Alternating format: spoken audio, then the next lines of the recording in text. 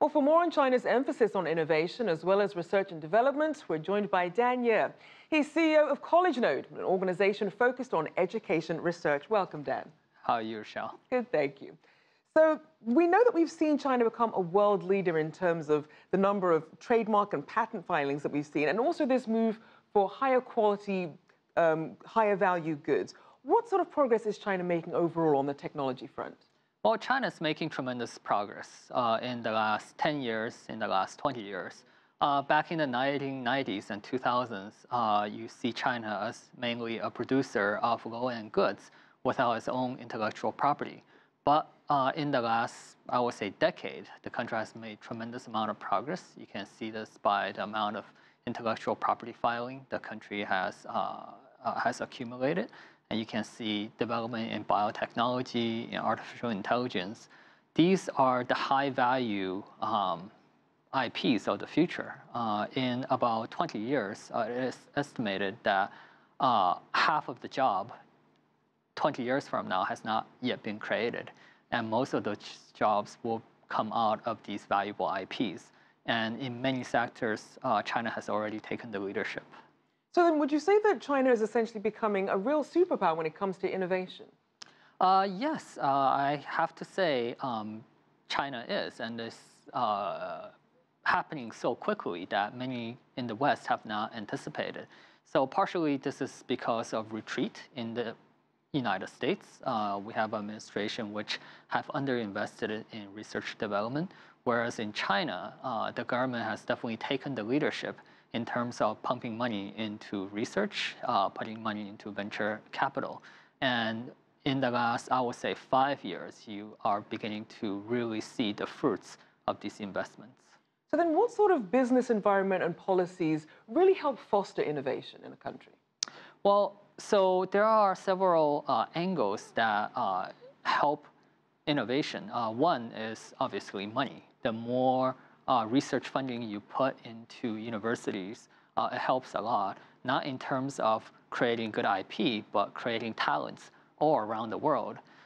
It used to be that in the 80s and 90s, there is a tremendous brain drain from China. Some of the best and the brightest come from China to the United States, and they tend to stay in the United States. Whereas now, as a result of China's investment into research development, you're beginning to see a reverse brain drain. These are not just the overseas Chinese returning, but many Americans are going to China to take up research positions and faculty positions. And this is tremendously beneficial to the Chinese economy.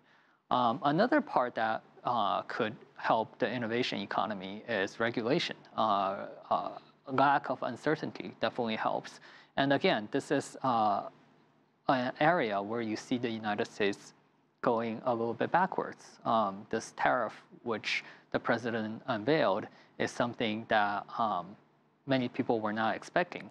And for the business community, the worst thing you can do is uncertainty, because it's very hard to invest and plan for the future when you don't know what's coming out of the pipeline. Right. And again, a stable regulatory environment has been a hallmark of China's for the last 10 years. And we've certainly seen that with their plans for 2025. We've seen them focus on a range of different areas of innovation, including new energy vehicles, robotics, aerospace.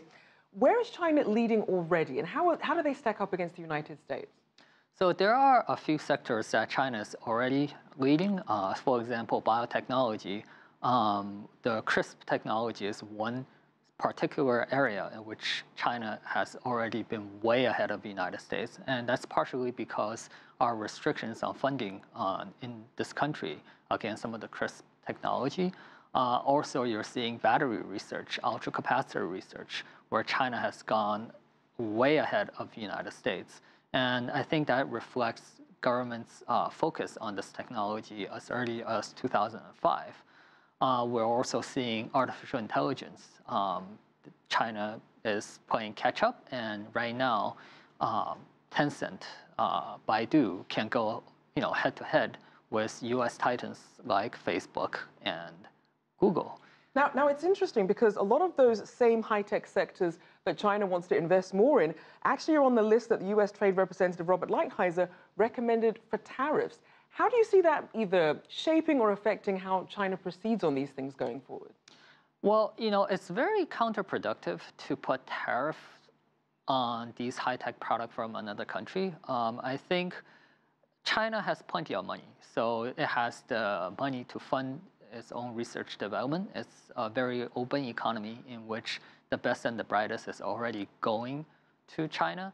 So by putting tariff on Chinese high-tech goods as a way to discourage the development of these goods to help domestic industries is totally counterproductive. And I think this is a reflection of a lack of preparation on the United States end in terms of how to help our industry. If you want to help our tech industry, you dedicate more funding to the industry. You make it easier for the foreigners to get H-1B visa to work in this country. That's the right way to help our tech industry, not by putting a tariff on a competitor's product. All right. Well, thank you so much, as always, for your insights. Dan Yeh, CEO of College Node. Thank you.